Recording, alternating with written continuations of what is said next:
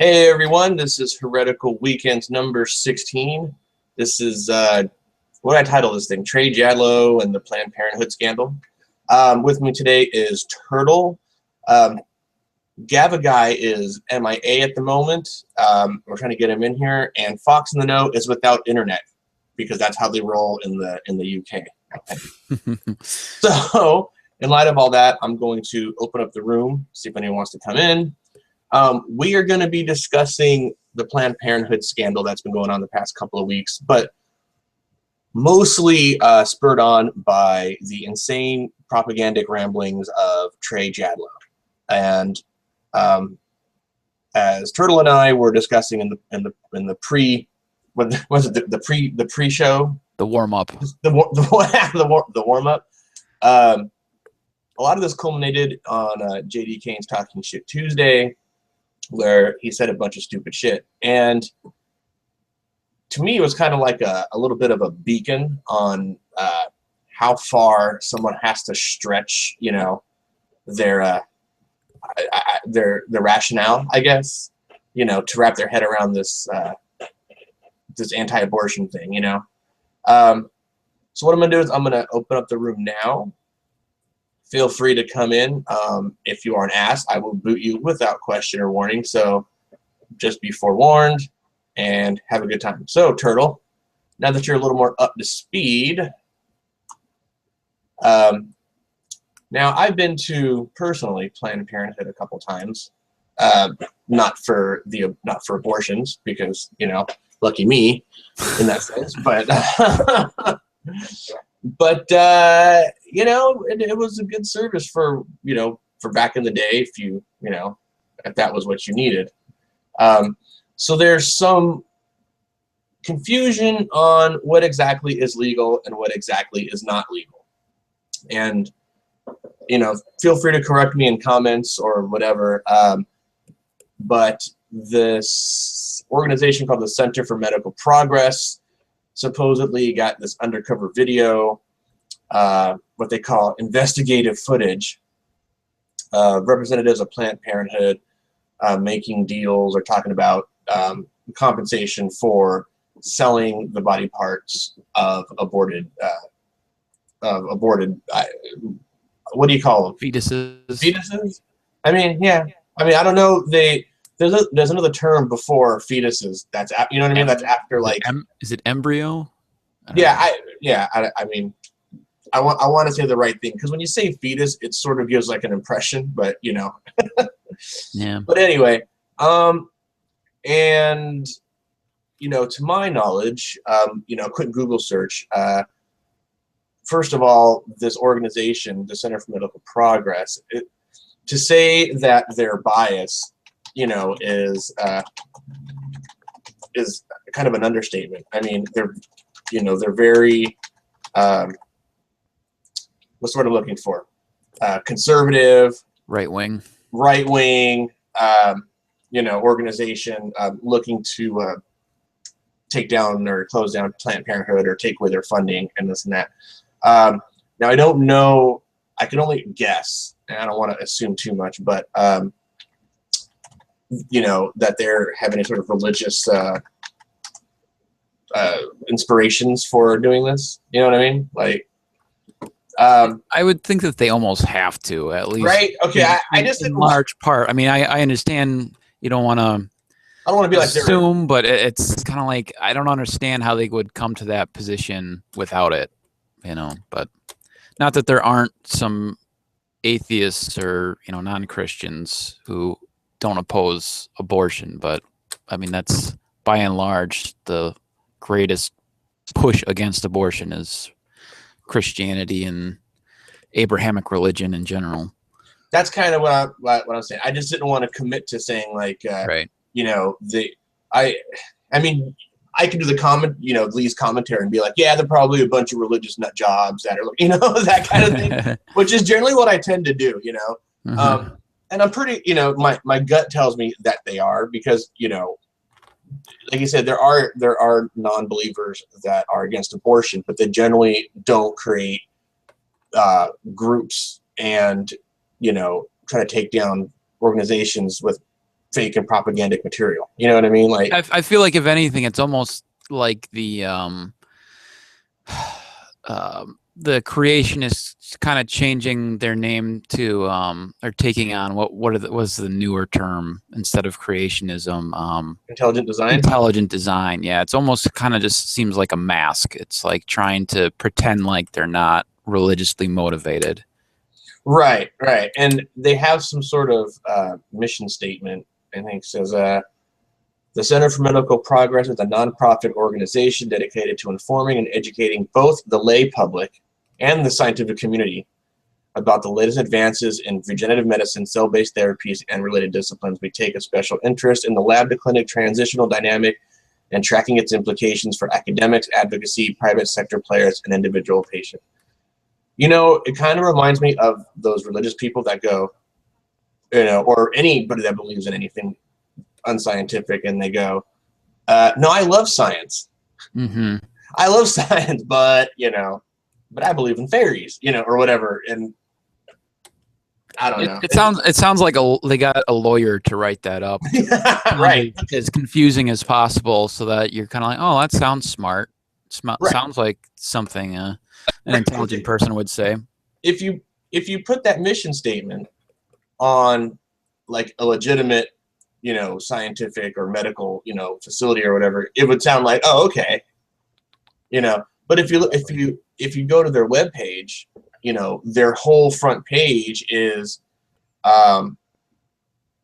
you know, investigative footage, take action against trafficking human aborted body parts. You know, their whole front splash page is this whole thing. So they were definitely trying to create a lot of nonsense and get themselves a lot of attention, which is why they probably attracted Trey Jadlow. I mean, he's full of shit and loves attention, so why wouldn't he, you know, support an organization that does the same thing? Perfect. And so that was my segue. How'd you like that one? That's good. So touching upon Trey real quick, that no homo, but he on his Google Plus started posting all these articles and stuff regarding this whole scandal. And, you know, a lot of people spoke up, you know, Hog Tie Champ, JD Kain, amongst others, myself. And Trey has a tendency to do this. He posts articles from not so obvious and sometimes kind of obvious, you know, conservative Christian news sources, quote unquote. And I use news sources fucking loosely, by the way. But you only have, you know, even if they don't explicitly say it, if you just Google the name of the paper, it'll say, you know, a conservative, blah, blah, blah. And it's, you know, it's almost like sharpshooter fallacy, you know. I mean, and so he's been posting these things. And so there have been different objections, you know. One, just what we discussed previously regarding his, you know, his use of propagandic materials. But then, like, you know, one of the issues someone like, let's say, Fiona had was he'll say, hey, you know, there's a video, blah, blah, blah. And then in the video, it shows like graphic images or videos or that kind of thing, you know. Just appeal to emotions. And when it on Talking Shit Tuesday, this was a really good show. So JD Kain, thumbs up to you. Trey Jadlow jumped in, and they started talking about this. And Hog Tie Champ, I think at one point, and, you know, forgive me, Hog Tie, if you're listening to this and I misquote you or whatever, but he asked him, is it more important to take down an organization, you know, given the dishonest means, you know, our fake story, because you can't remove them legally because you believe they're wrong, you know, morally, kind of thing. Does that make sense? Mm-hmm. Basically, is it cool to lie? Right. And I think initially he was like yes, you know, and everyone in the room was like, whoa, wait a minute, whoa, that kind of thing, and then he sort of like backpedaled. So I don't understand. He never really gives a reason, you know, for anything. You know, he tends to answer questions with questions, which is really irritating. But at least a lot of people have caught on by now that he does it as a deflection. But what do you think of someone that takes this sort of tactic or supports someone else doing that sort of tactic? Well, there's obviously a level of hypocrisy there, but at the same time, I was thinking about this when you were talking about before, and it is kind of an interesting thought dilemma. When you have like you could make an argument like killing is wrong, but in certain situations, I think everybody acknowledges that killing somebody is the right thing to do. For instance, in war or whatever. So, I think it's easier to make this argument from an atheist standpoint than it is from a Christian's. But I could see in certain situations, like if for instance, take an extreme example, just for the sake of discussion, if you had the opportunity to take out the Nazis with a propagandic lie, you could make an argument that maybe that is the right thing to do. But I definitely see that there's a level of hypocrisy in doing so, and especially if you're a Christian, like taking that approach. So, Yeah. in a way, I guess I'm playing Christian's advocate, but Well, I was wondering how long it would take for a comparison to the Nazis to come up, but because generally isn't there a name for that? How fast? But when I first saw this post on Google Plus, it was from Trey. I believe, because I don't have a TV to watch like news constantly, so I catch it when I can here and there. And within like 3 minutes of Google searching, it clearly was shown to be, altered, hoax, this and that, blah blah blah blah. The footage. Yeah. And even when I posted that, I posted a link. Mm-hmm. It doesn't matter. It just goes on ignored. And then at that point, is it just cognitive dissonance? I mean, is it like, That's a very good question. I often wonder that as well. Is it cognitive dissonance? Is it intellectual dishonesty? What exactly? I think it is like a kind of combination of all those things, and just along those same lines as we were just talking about, it's a kind of just a willing, like the ends justify the means mentality of it doesn't matter what we're doing or what I'm saying if I know or believe in this case that the end result is worth it. Yeah, and that really bothers me. You know what I mean? Because these are the guys that I'm hearing that are supposed to be the guys that have the monopoly on morality. You know what I mean? Like, mm-hmm. These are the guys that are telling me, or everyone else, kind of, you're doing the wrong thing. But at the same time, they can bear false witness to, take down or try to take down Planned Parenthood.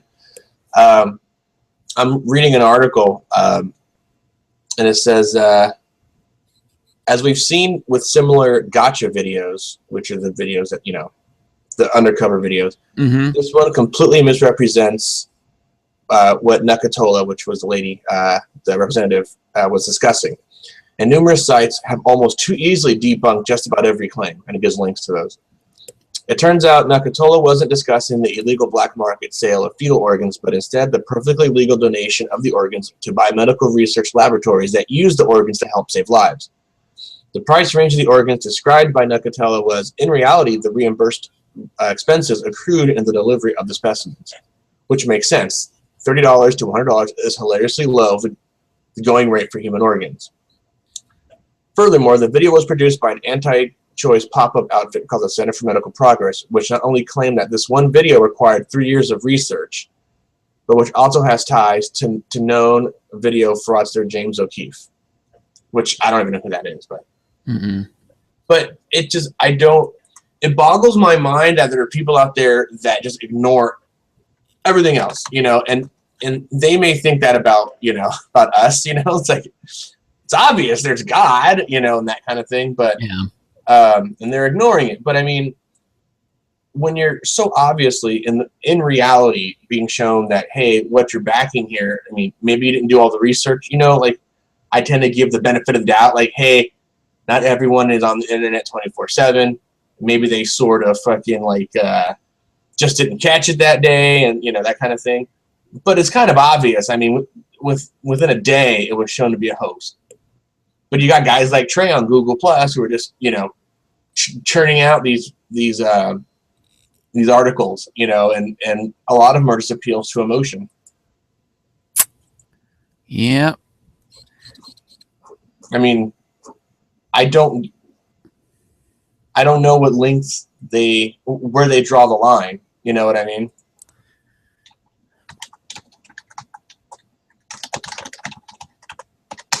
Sorry, I'm typing. No problem.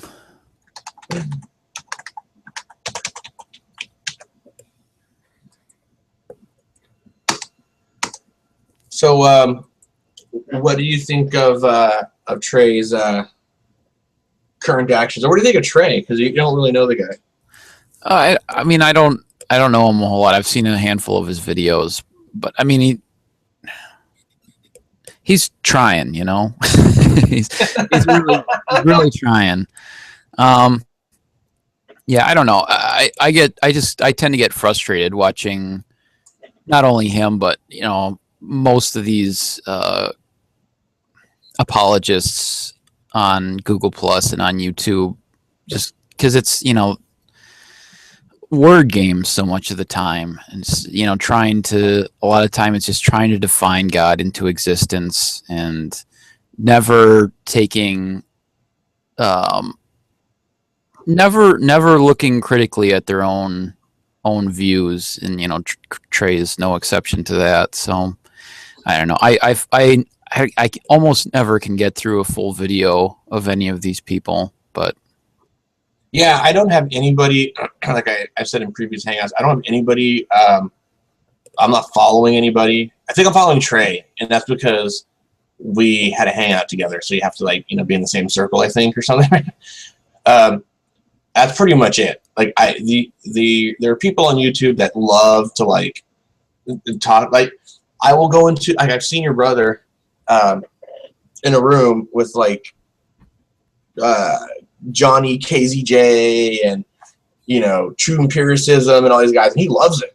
I don't know how he does it. Yeah, he's always enjoyed the argument, whether it was mostly politics, but also religion too. And so, yeah, I'm not that way at all. Like, getting into an argument like is like physically disruptive to me. Like, I get very tense and agitated, but he loves it. So yeah, I mean, you know, I'm kind of right. I'm kind of an amalgam between you two, because I love talking about it, but not in that sort of venue. You know, like if somebody wanted to talk to me, you know, well, even if it's 2-on-1 or not, you know, not necessarily 2 versus 1, but you know, if I was the only guy in the room, there was 2. That's fine.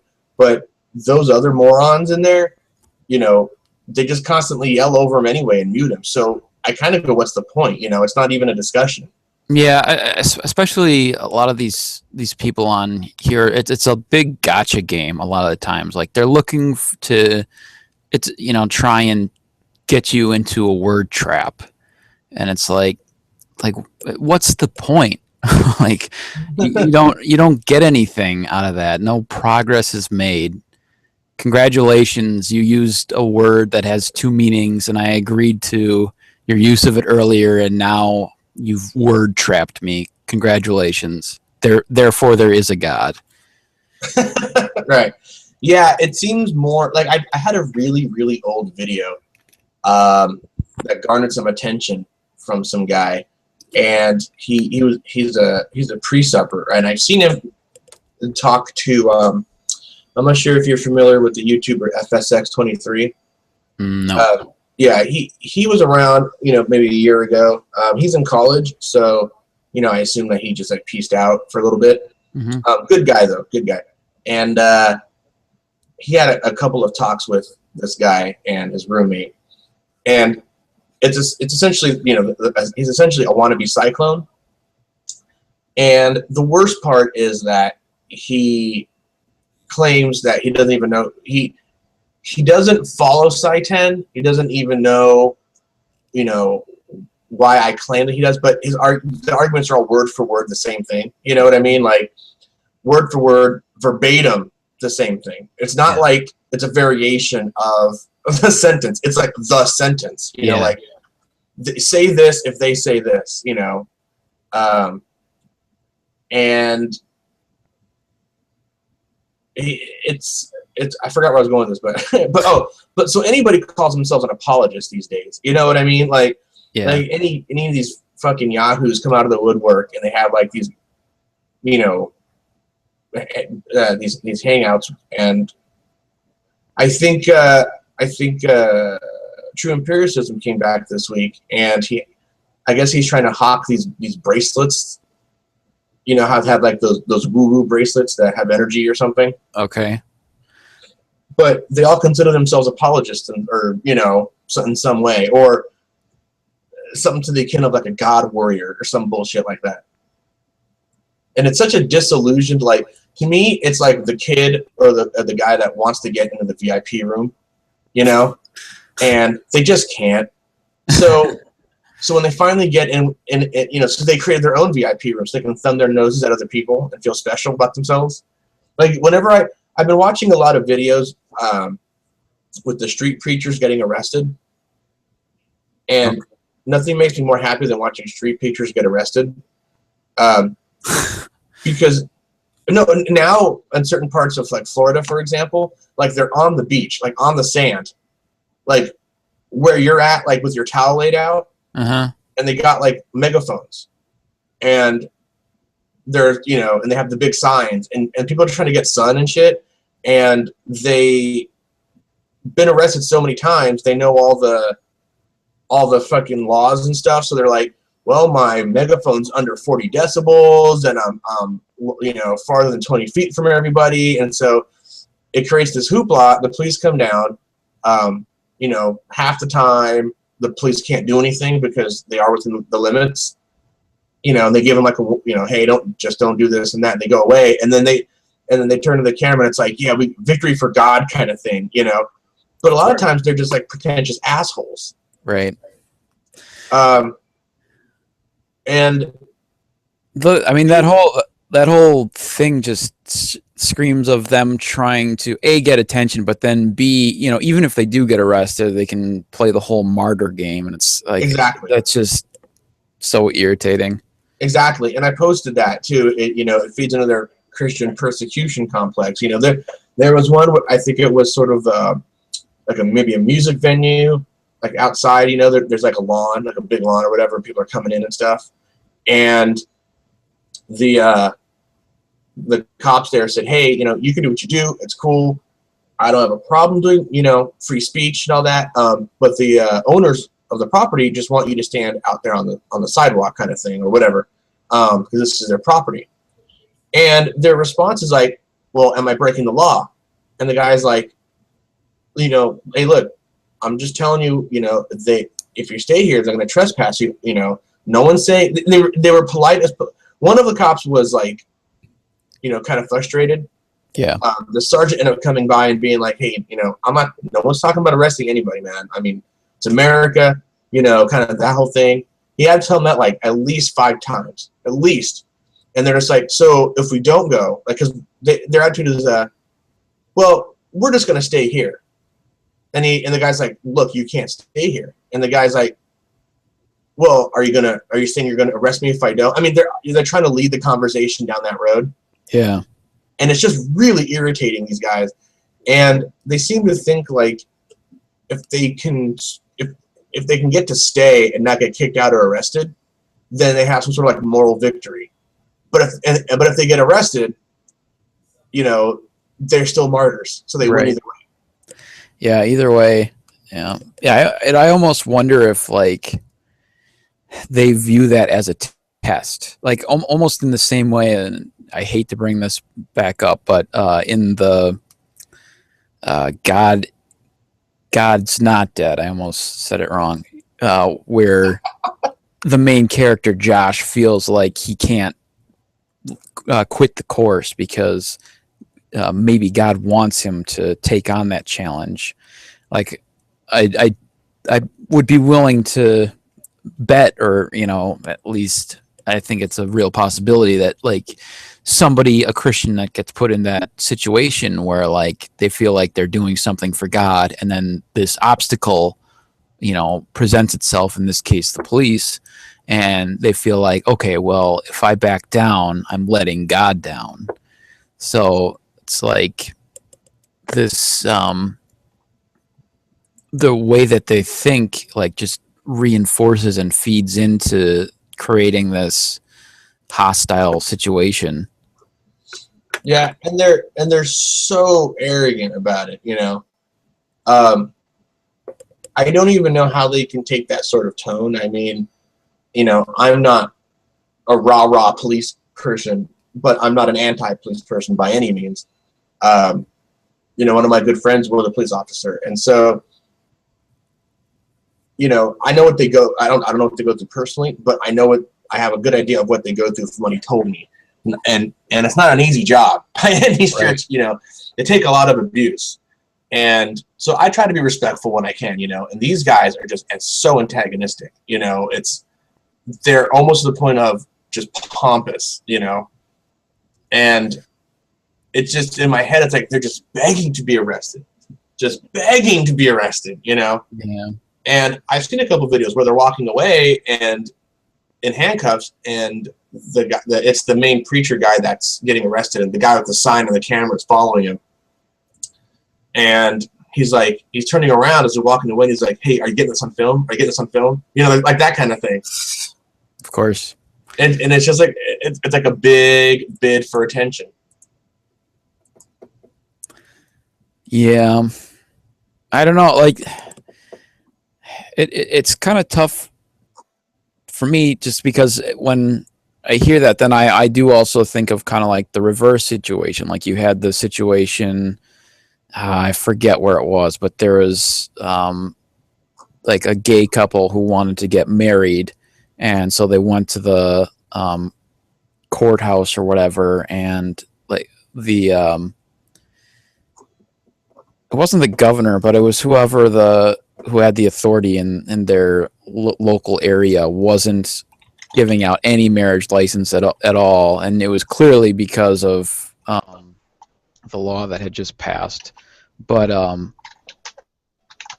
they had a camera there too, and I do understand like wanting to protect yourself if something goes wrong, or if something blows up, that you have this evidence, but so I do see it both ways, but it's a lot harder to side with a Christian in that circumstance, because Christians, even though they like to pretend like they're this minority that needs protection, they aren't, whereas opposed to gay people trying to get married are clearly the minority. Hey, Wolf.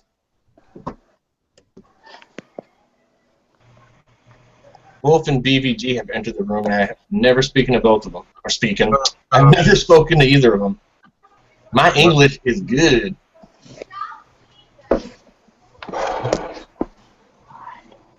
Well, welcome, guys. Feel free to jump in. We kind of drifted from Planned Parenthood to annoying street preachers, because I've been sort of like hooked on watching street preacher videos, especially ones where they're getting arrested, because somehow that brings joy to my heart. I don't know why.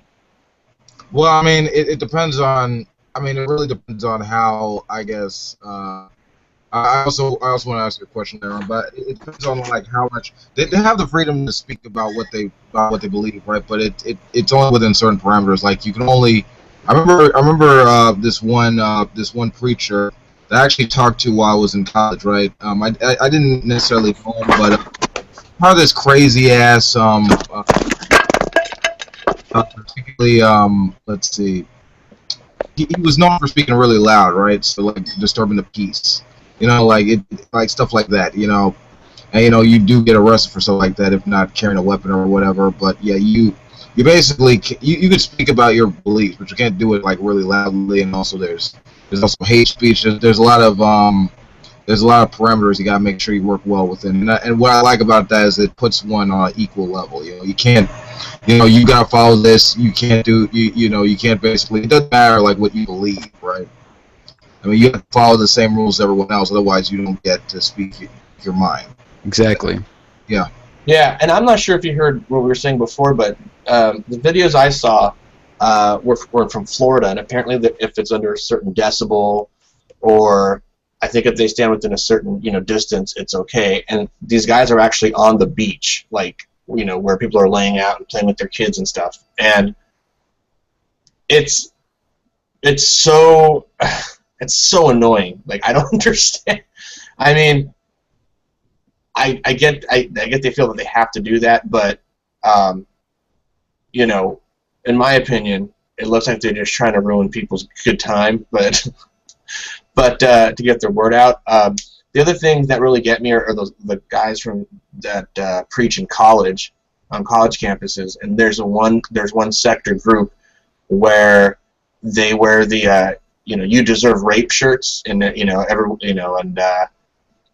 calling females whores and sluts, and you deserve rape, and those guys tend to get more opposition from being in like the square, or the free speech zone in like college. I just don't know, as personally, how much motivation is required to get up and do that. I mean, it just seems like they're out to incite and irritate people, and so when they get yelled at or arrested or asked to leave, they can claim persecution. Yeah. I mean, some people, like when you're doing something like that, I mean, it has to be, right. Like that you have to be out there to provoke. I can't think of any other reason you would be out there unless you were out there to provoke. Hey Wolf, I have a question for you, actually. Sure, go ahead. Hey, when you were on Slick's show, I knew that was gonna come up. You get out of here, Mr. Upside Down Cross. Is there any sort of not pre-interview, but kind of pre-talk about language, or anything like that, or do you just kind of dive right in? Like was there some precursor to what we were talking about? No, yeah, like before you go in the room, like, are you chatting with Bible thumping wingnut? Hey, like sort of like a like in the chat, maybe like a green room style, where it's, hey, Wolf, you're up next. Please watch the language. Sticks. No. Okay. To answer your question, no. See, I went in there because it happened to be open, and okay. So here's what happened. Right? I remember King Crocodile went in there, and I saw him talk to Matt Slick. Right? He was just so obnoxious with him, and the funny thing is, I actually got done talking with King Crocodile at that time, and he was really cool. But that was a different story. Okay, so when I went in there, he noticed my avatar, right? Like he basically said it was cool. Like basically, he described it, and apparently he wasn't so offended that he wanted to kick me off. But Slick, he immediately asked, "Why do you have an upside down cross?" I basically said that I like it because it looks cool. And then he asked me what was my position. I said I was openly secular because the reason I came in was to ask him about Open Secular Day, because that's what the hangout was called, right? They really weren't talking about. They were talking about like some past bullshit they did, but whatever. Then he got into like, when I look at this, I think of like demonic possession and stuff like this. So that's what I mean, like. And now here's the thing. I wasn't trying to be mean. I was trying to be nice as I can be, because it was a new environment for me. I wanted to be. I wanted to be known as a chill guy. And I honestly said that he was entitled to what he was thinking. That being said, we can move on with that. I didn't want to get caught up on like little things like images. So I asked him what did he think about Open Secular Day, and he said it's dumb because it's stupid. Yeah, that was the gist of it. And I asked like how do you extrapolate that basically, and I don't know. I think we went on the separation of church and state, and I pointed out that basically the like what was the First Amendment as well as the Treaty of Tripoli makes it clear that this is a secular country. I mean, he even admitted that fucking the Treaty of Tripoli said that this isn't a Christian nation, and he just had an issue with the interpretation. I made it clear that that this by all means is not. This is not a religious nation. It may have a lot of religious people here, but constitutionally speaking, it is secular. And all he could say was that, we should,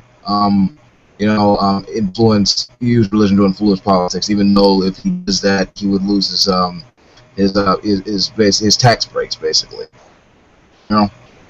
So it went on like that, and at the end, he basically he went on about it, and. No, I was okay. We were going at a precept, right? And I was trying to explain it to him, but yeah, he basically invoked the upside down cross again, and all the time he's bitching and moaning about his religious liberties. But I'm a bad guy because the ridiculousness because apparently of my avatar, right? So I don't have free speech, but he does. And more importantly, what really pissed me off about that is not just he said this, but a bunch of other jackasses that are Christians said this. Oh, I don't have an atheist image where I say all atheists are assholes, but okay. But you do preach that we're gonna go to hell, that we're immoral, that we're worse than pedophiles, and all this other bullshit. But I should basically kiss your ass whenever you get offended. Fuck off! This is a free country. Dude, just because your religion is special to you doesn't mean it has to be special to any of us. I mean, give me a freaking break. It's the internet. Yeah, Slick is one of the biggest fucking assholes like I've ever seen, and yep. I'm surprised. One of the things that irritates me is being in an atheist hangout. We tend to try to take the high ground. There's a few of us that are fine with name calling because it's oddly it's pretty appropriate at sometimes, but Matt Slick is one of those guys. Like I've said this on this show many times. Matt Slick is completely uninteresting to me personally, except for his daughter. And if I ever spoke to him, that would probably be the only thing I'd want to talk about, and he wouldn't want to talk about that, because him as a person he has like this vomitous fucking personality, but I get what you're saying. The other guys on his show are even more annoying. Like not even Wingnut. Yeah, he'll come on and mute and shit like that. But like Len, was it Matthew 4:19, and this other guy, and the guy with that fucking eye patch, that sloth from Goonies looking motherfucker. That like, you know what I mean? Have you seen that guy? I mean, I've heard bad. I mean, I've heard of them. I mean, I've never really seen I've never really seen them in action. So they didn't really engage with me so much in the discussion as with me and Matt. And I met one of his fanboys, Matt Yester, who kind of defended him when I kind of made fun of him about the whole about the whole demonic possession thing. Is like I don't believe in that shit. So it's not really, it doesn't impact me in any way. So yeah, just tell them it was the cross of St. Peter. They'd be fine. Yeah, I did, but I mean they weren't feeling it. I mean, actually, there was, one of my buddies, Christian anarchist, actually, came to my defense in one of the hangouts, and they just weren't having it. But it whatever. I mean, I think what he didn't like about me most of all, I think, is the fact that I'm not gonna say that I make up the entire movement, but I represent one of the many individuals in this generation, the millennial generation, who is just tired of putting up with the religious dogma and just is openly challenging its legitimacy. I think that's one of the things that he doesn't like. And I actually talked to Rachel Slick. She's a vibrant young woman. She's in the yeah. The neo-atheist helped me out with that. It was one talk, but she's a really cool chick. She's into a lot of she's into Eastern philosophy and music and all this other cool stuff, and She seems to be doing very well off of that sex shit father that she had. Yeah. Maybe he was indirectly a better father than we thought because just driving them all away. Are you familiar with Rachel Slick Turtle? No, I'm not. And she released this article. I don't know, Wolf, maybe you know, but it was a while ago. I'm not sure if it was a couple years ago. I recall it. I do not know the exact article.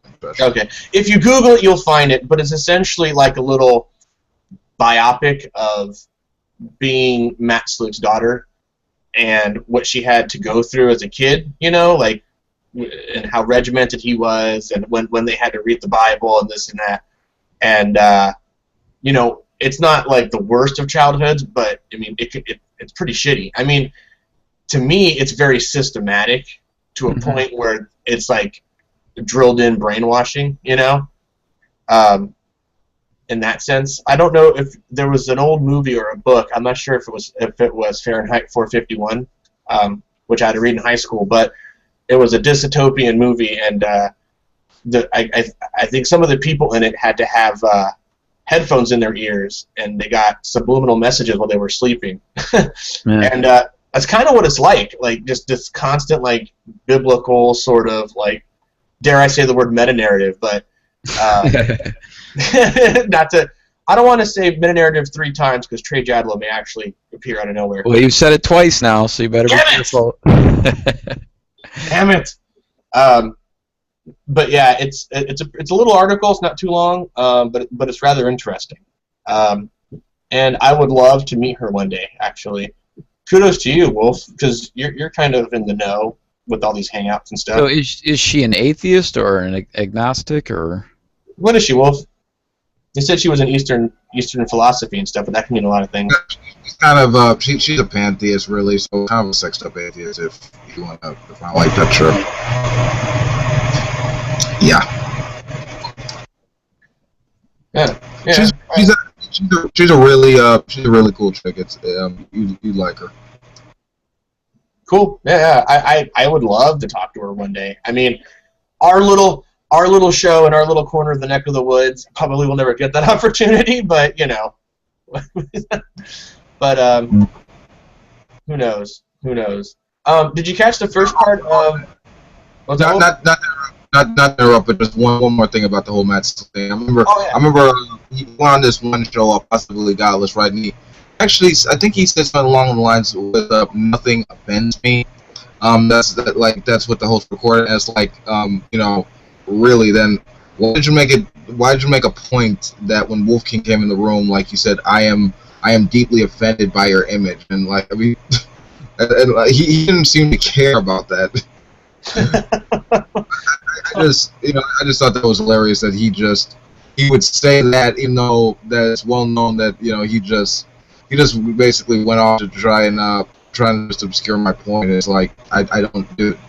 I mean, I'm offended when you basically say all this ridiculous shit about, like, non-believers, about us, like, gonna be tortured by your deity for not believing in them, but you get buttered because I have an image. Dude, fuck off. Like, seriously, you are a hypocrite. Yeah, it seems like he easily gets sand in his vagina. Just saying. But yeah, the other guys.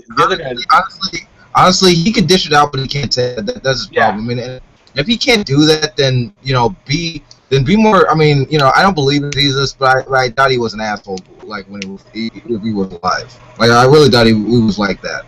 If he was, I doubt he got as many followers as he claimed to be. That's all I gotta say. Yeah, but maybe back in those days, being an asshole was completely acceptable. I think most of his followers came after he was dead. Yeah, pretty much. Oh man, did you happen to catch the first part of the show when we're talking about the Planned Parenthood thing? I know what it was about. Have you been keeping up with that part of the news? I know. Yeah, there's been a lot of ruckus about it. I haven't heard anything. Well, I mean, I have heard that there's been restriction of birth control. There's that. You know. No, so there's organization called the Center for Medical Progress, and they released these investigative undercover videos of Planned Parenthood representatives selling aborted body parts for profit. And within like a day or so, it was exposed that these videos were heavily edited or edited. And legally, what Planned Parenthood does is they're allowed to get reimbursed for the cost of storing and transporting tissue. They made it seem like they were selling body parts and stuff, and so it gave guys like Trey Jadlow a big boner to start posting like stuff on Google Plus about how Planned Parenthood is this, you know, monstrous organization because he's pro-life and all that. And last week on Talking Shit Tuesday, he came in the room and he was talking to Hogtie Champ, and you know, everyone has explained to him at this point that they're not selling body parts, you know. But you know, Trey's like fucking deflection master, like fucking Captain America, you know, just blind, you know what I mean? Like, doesn't answer any questions and stuff. But Hogtie kind of cornered him to say, hey, you know, is it right that you want to take that you want to take down this organization, and you will, you know, is it right to lie to do it since they're not doing anything wrong legally? And he said yes. And you know, the whole room went up in an uproar for a second, and then he sort of like reconsidered and backed down, you know, backpedaled out of his position, you know, in a very slimy and sleazy way. But it's been sort of a big issue in the news, I think last week or the week before. That was pretty much it. So I guess that's a no if you're if I'm getting dead air. I mean, I've heard the thing was kind of froze for me for a second. But anyway, yeah, I actually did see him post that, and I mean, I honestly can't say I'm surprised really about, you know, hearing that. I mean, you know, when your bias is so strong, you know, to the point that, you know, you gotta lie about stuff like that. It's kind of, you know, you're not really dealing with any legitimate individuals. Then, you know, the stupid part is, you know, if you're really against abortion, I mean, no one really likes abortions. Like, let's just get that established right now. No one likes the idea of destroying potential life. It's just that with the way our society is run, you know, the liberal democracy that it has, you know, we basically put an emphasis on, you know, human lives that have been like established. All right. In the cases where it does impact the mother's life in a significant way, let's say via, you know, whether it's rape, incest, freaking whether it's like life-threatening to give birth or whatever, you know, these things are taken into consideration. And here's the thing: if you really are against like abortions and stuff like this, you know, you honestly should be, you know, freaking smart and say, you know, let's encourage freaking condoms and pills or something like this. But you know, those are bad too, because like, you know, why? Because some other bullshit, even though it reduces the need for it. So I mean, it's really just either you comport with my view or just don't do anything. I mean, it's ridiculous. There's no nuance there. There's no freaking there's no rational basis. There's nothing there. So, you know. Well, without God, you have no there's justification for your rationale, Wolf. Haven't you? Don't you know that? Yeah. Yeah, we were talking about the cognitive dissonance of it. You know, when you can sit there that very first day where Trey had posted something, and this isn't just a Trey thing. I've done this with other people on Google Plus here and there. You see something, an article, and you're just like, you know, wait a minute, let me check this out. You go to the link, you read it, okay, it's either obviously biased or even if it's like passably biased, you know, you do a little research on the source. And in this instance, like many of Trey's sources are these Christian, conservative, Republican, you know, quote-unquote news sources. And it's kind of... I don't understand how you can read those things and just go, oh yeah, this seems legit. Even if it like, even when I read scientific articles or stuff like that, like I go to the bottom, I'll go to the links, their source links. I'll look up the web page or the paper that's reporting it. You know what I mean? Like I don't just take things at fucking face value. And it seems like some of these guys don't give a shit. Like they just go, oh, this this comports with what I already believe. Fuck it, and they start forwarding, sharing shit on YouTube or Facebook or Google Plus. I think that's exactly it. I mean, they find something that reinforces what they already believe, and then they just spew it out and hope it sticks to the wall. And if it doesn't, oh well, we'll move on to the next thing. But it's what I believe, and then find things that match up to that, and then just regurgitate them. Yeah, it's kind of makes me weep for the future of this country sometimes.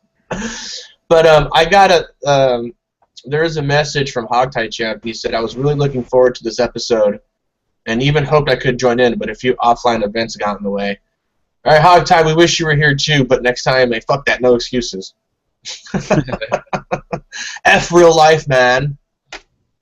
This is YouTube we're talking about. So anyway, that's pretty much all I had this week. It was kind of a short show, to be honest. Wolf, anything cool come up in the past week? I mean, there are, believe it or not, we were gonna do a show called The Walking Dead, kinda, not the TV show, but like people that still cling to things like presuppositionalism,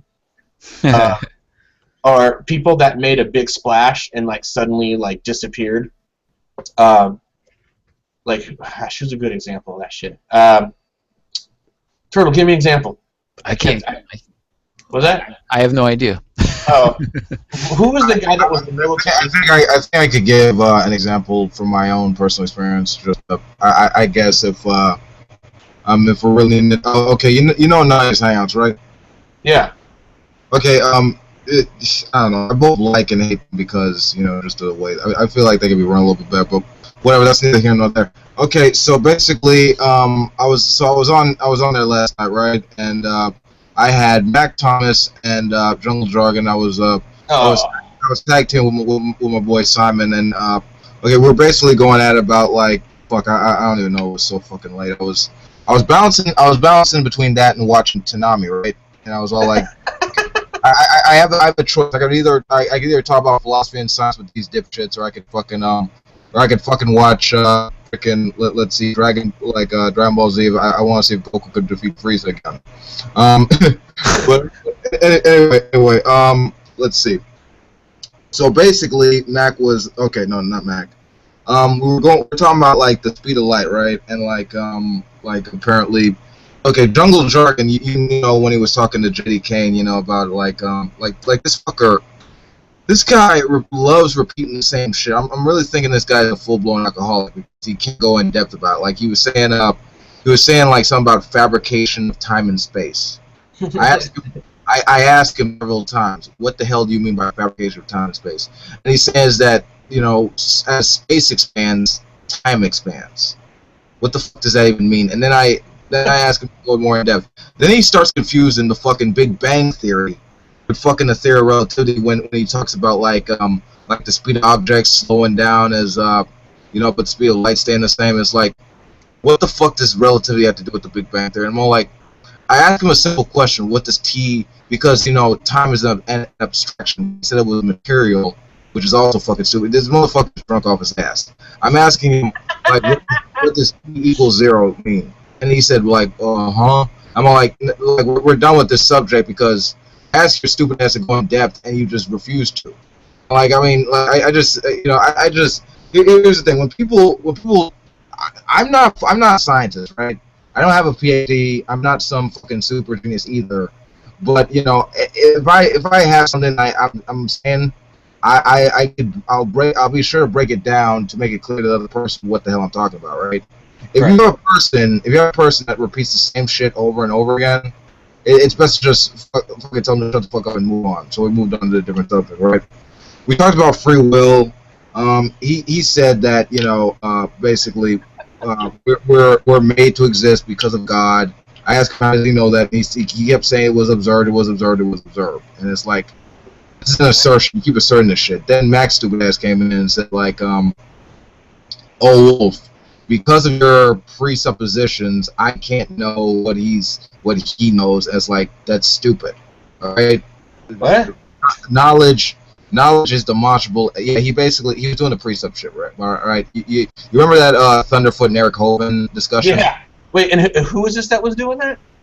Mac Thomas, basically. Oh, I thought you said Maximus. I was like, that doesn't sound like Maximus.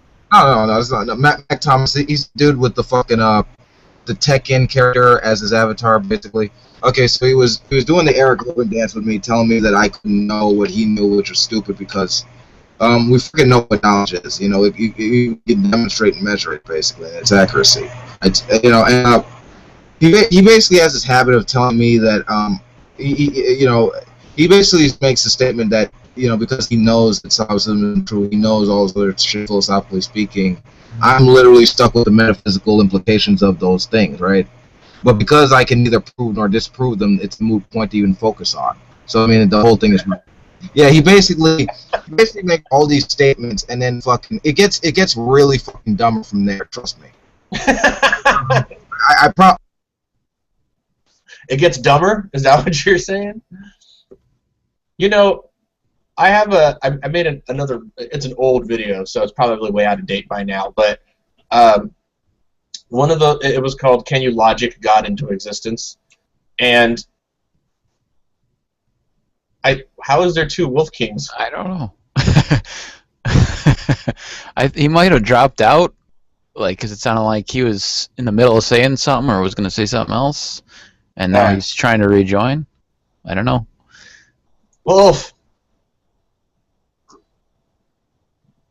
That's pretty freaky. I better not see a penis. That's all I'm saying. I don't want to see no penis. But it's kind of distracting now. What's going on? There we go. It looks like he's coming back.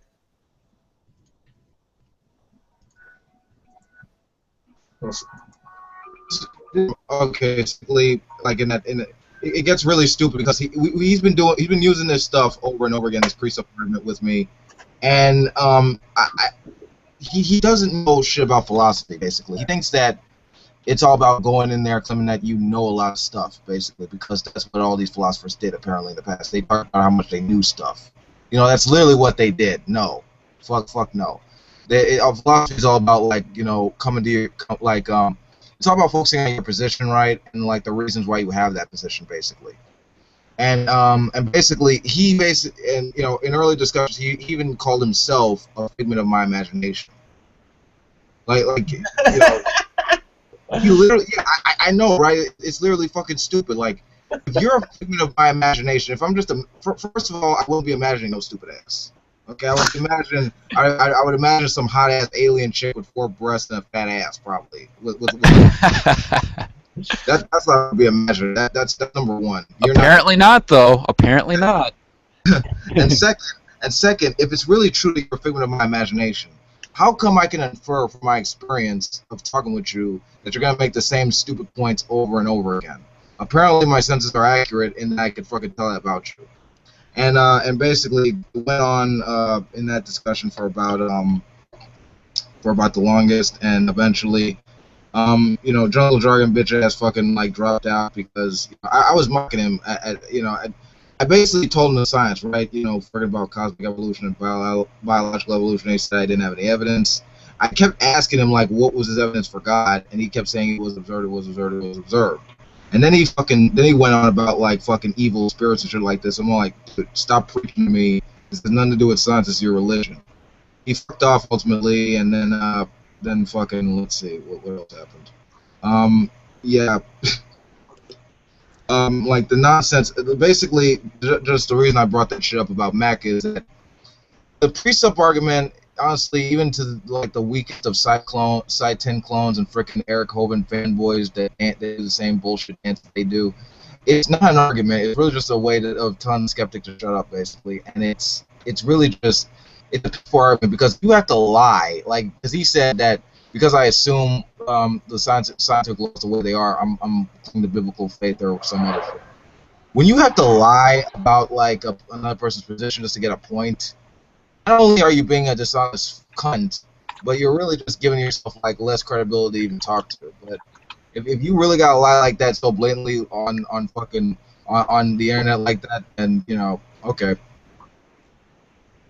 Yeah, I mean, I'd like to think that they weren't as just adult human beings. Like they could be at least a little honest for fucking 1 second of their life, dude. But it's like they shit their brains out their ass. But first of all, Jungle Jargon, who may be a complete retard, I don't even get half the. I mean, the stuff that I read his posts from time to time because like JD Kain will talk to him, for the shits and giggles, or comment, and I don't even know how that guy can like tie his shoelaces. I mean, I know it's gonna sound crazy, but I think he might be a troll, and because the thing is, now don't get me wrong, I really don't know anyone who gets off to fucking being to make themselves like a retard. I really do not get that. I mean, teach his own, but like I really don't get like the attraction. I don't think he's a troll, dude. I don't think so. Dude, I think he's just very insulated. Yeah, I mean, fucking his name at the last is like jargon, which is ridiculous. But Yeah, but think about what it's related to: jungle jargon. So it's like the jargon of nature. Yeah, but I mean, honestly, that motherfucker, like, I really don't. I told him to fucking sober up because he kept repeating the same shit and he kept swearing his fucking letters and shit. And it's like, I mean, whatever. Yeah, I don't think that he's a. I don't think he's just trolling. I don't think he's a Poe. I don't think so. He's too angry all the time. I mean, he's literally really pissed off, and I just don't think so. Hey, just because he dropped out in fucking 6th grade doesn't mean he got to blame the world. But, I don't know why people make the best trolls. Oh, you know what? Back on that Walking Dead topic, Dreaz was this inspiration for that show because everyone forgot about his ass already. And oh my god, that genius. Speaking of odd, uneducated individuals that can't formulate a coherent sentence, and then. But something with Dreaz, I think some of it has to do with his combat experience. I really do. That could be it. That could be it. I hadn't considered that, but yeah, I actually talked. I had like an hour-long chat with him, just he and I, and I mean he's genuinely a nice person. He's got I think he's got some cognitive problems. I don't think that he's I don't think that he's capable of conceptualizing things beyond a framework in an app. I don't think he's capable of abstraction. I mean, I don't know. I mean, like if you got to wish rape on someone else like multiple times in a hangout where it's live, I think you've lost all your credibility of being a good guy. I mean, that was IG whatever. Like hold on, I'm just saying, like, from my perspective. Now, he may very well be a good guy, but the motherfucker doesn't know how to listen. I mean, I asked him. He doesn't. You're right. I'm not a philosopher, right? I freaking asked him what was his ontology, what was the nature of reality of his argument. He basically said truth. Like, yeah. This motherfucker, like whatever Christian college this motherfucker is going to. You probably might want to get a deposit back. But if you think about it from the perspective of he's not capable of being very thoughtful for whatever reason, then if you don't hold it against him, it makes sense if there's just something wrong. It's not a judgment of him. I think it's more just an observation that something's not connected 100%. He is genuinely a really nice person. When he gets caught up, I think he gets overwhelmed in the energy of the dialogue and the confrontational aspect. He didn't remember when he would say, "Oh," like he's this aha moment, and then it was like had something that wasn't related. Yeah. He's not all there, dude. He's not. But he's like a child. He really is. Yeah, and that's the problem. Too. But go ahead. No. I'm just saying, like, and he had already irritated me at a certain point until I picked up on it a little late, to be honest. And I probably could have worded it better, but but I just don't think he has the capability to understand some of these things. And clearly he doesn't. Not at all. Yeah, and I totally agree with you there, and it could be a result of some sort of trauma or damage. Well, you know what happened to him in Iraq? He was honorably discharged because he got injured from an explosion. I think I may have heard that. Yeah, so something's not. He's probably got some neurological issues from being injured. Yeah, it's that seems reasonable. He literally cannot like conceive of what is being said to him. And he goes from point A to point Z. Like I was talking with him about asking questions instead of making assumptions, and he had like this epiphany of like, wow, I can ask questions. He started to like think that he could trust people, and then he wanted to do videos about teaching people how to trust each other. I'm like, dude, just learn how to trust. He's like a child.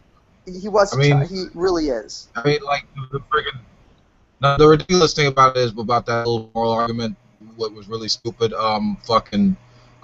Okay, objective truth because reality can demonstrate it, and it's okay, how that was ridiculous is that, he said he didn't want to get into the God stuff because when we do, that's when the atheist disagrees, and it's like, well, duh.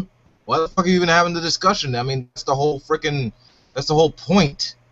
I mean, like, what the hell do you mean? I mean, what does the word debate mean to you? I mean, if you're going into a discussion and you're saying you have some access to objective truth, and you believe as a theist, then you should be able to freaking articulate that as accurately as you can. I mean, you can't use the word reality as if that's like a placeholder for everything, because it's just a badly phrased statement. Yeah. Moving on from Dreas, who was the guy that is like the militant atheist that said Forbidden Fruit? Yeah, Forbidden Fruit was another guy that I'm not sure if you guys ever seen the show. Eric's been on, but Run Gavagai Run and Fox in the Know are our other panel members. So Run Gavagai Run suggested that that's like the pre-supper guys. There was a guy by the name of Jimmy Stevens who I guess is some pre-supper kook that Fox has been in contact with, who was supposed to be the second half of the show, by the way, because I got challenged by some pre-supper to a debate. And I don't understand how in this day and age that's still a thing, but I think I just saw a video recently of Psy somewhere on some campus evangelizing or preaching or whatever the case may be. I don't think half these guys know what they're talking about. I mean, I'm certainly no philosopher or scientist, but it's kind of ridiculous that they got to jump through these mental hoops to kind of get where they need to be. Can you guys hear that? Yeah, a little bit. I'm in Chicago. We're having the Air and Water show. Those are jets flying over my apartment in Chicago. No kidding. Oh, it's fucked up. It's really, I think it's horrible.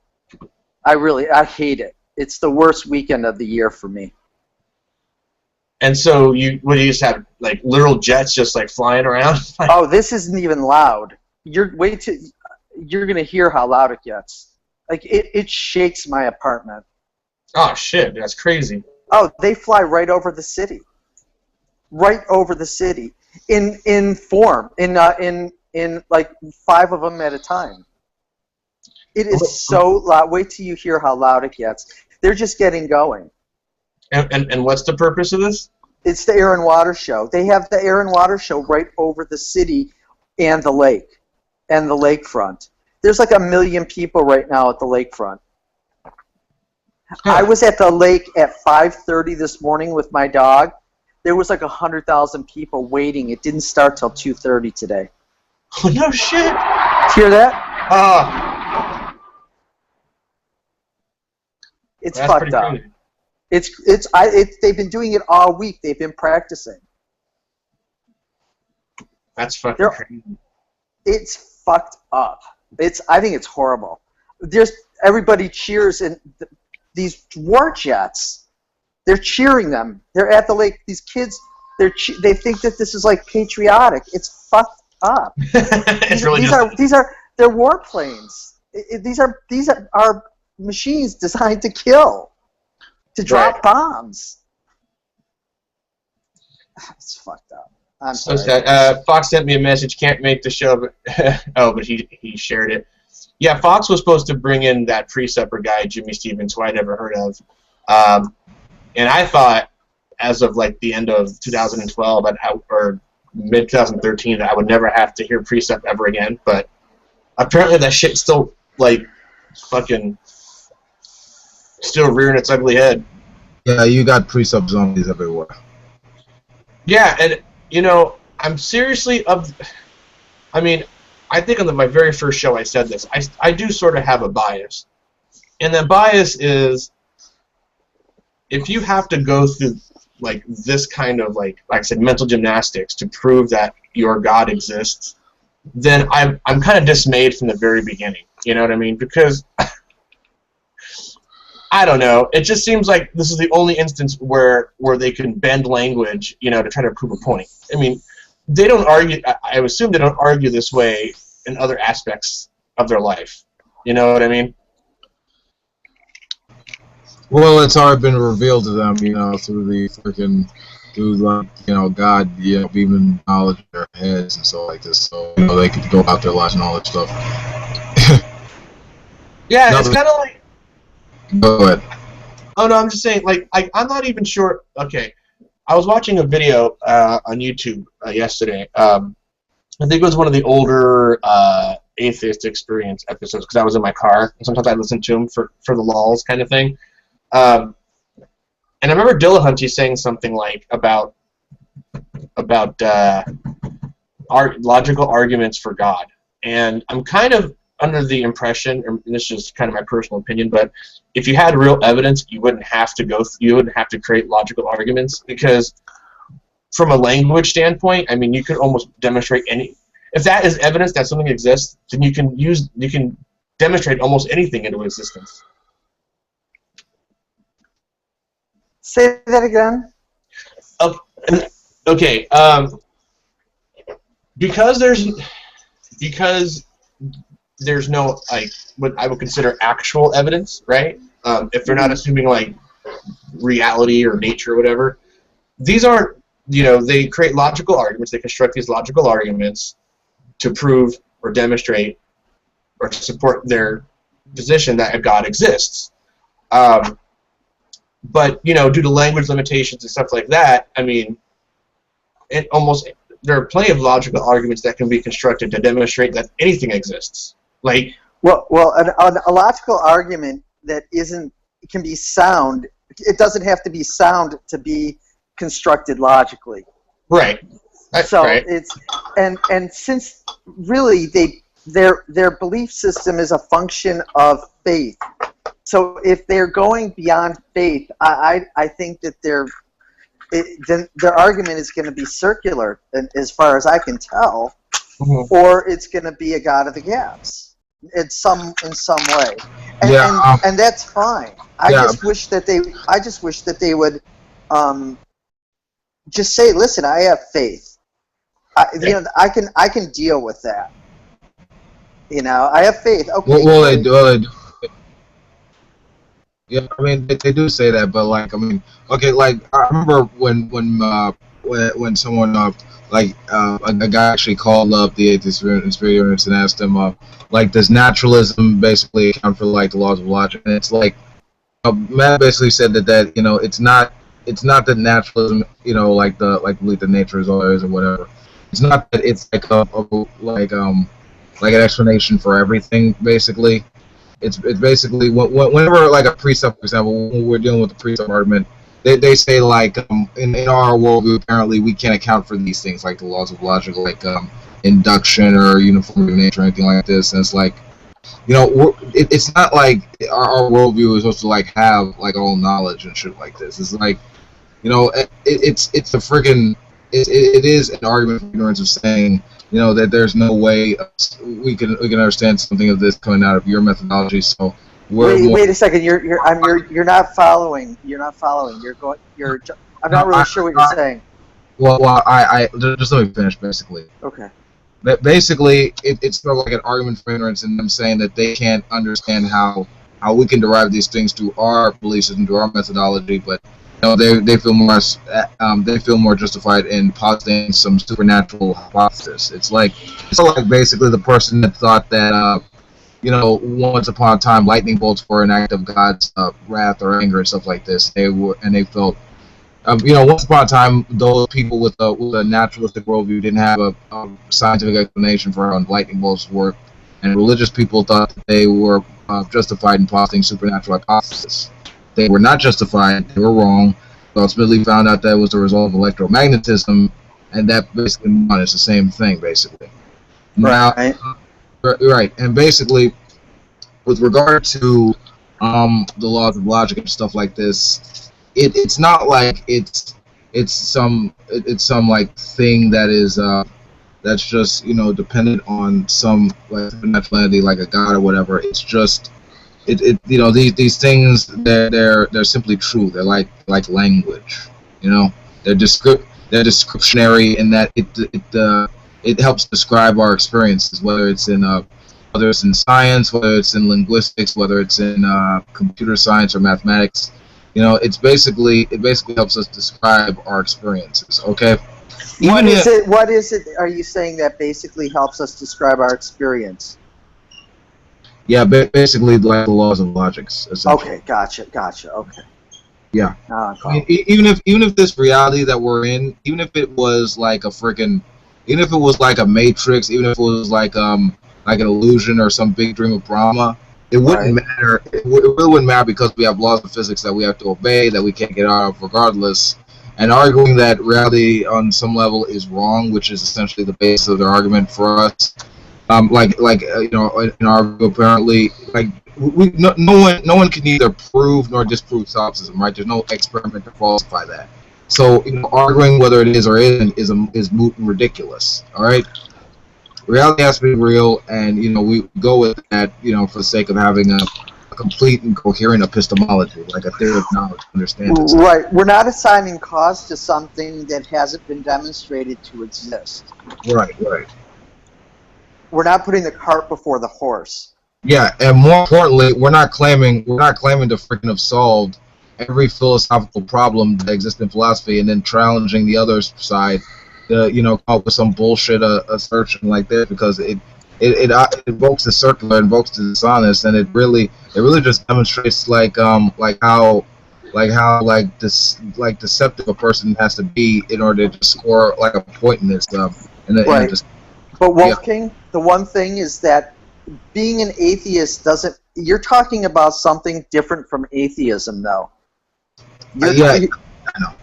Right, because like I look at Lyrical Onion, and she was an anti-vaxxer. Now she's saying that Sandy Hook was a hoax, and when I hear the crap that she says, she's doing the same thing that religious people are doing. She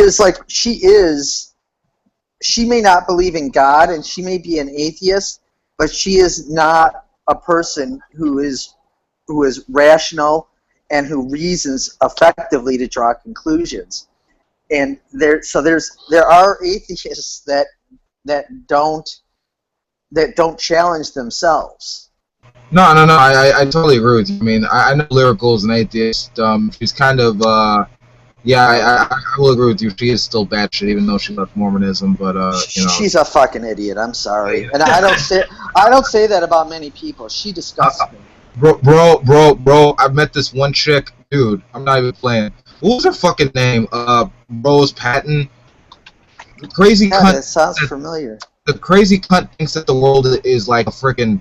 Okay, you ever had a contact on your eye? That's what she thinks the world looks like. Apparently. Wait, what? Huh? I am not bullshitting. I am not. I wish I was. That again. I wish I was. Have you ever freaking seen a contact that goes under your eye? On your eye, yeah. I used to wear contacts. Yeah. Okay, that's what this chick thinks. I'm not bullshitting. I'm serious. I wish I wasn't.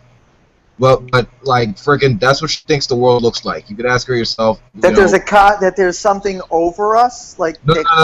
That the world, that the Earth is a freaking contact lens.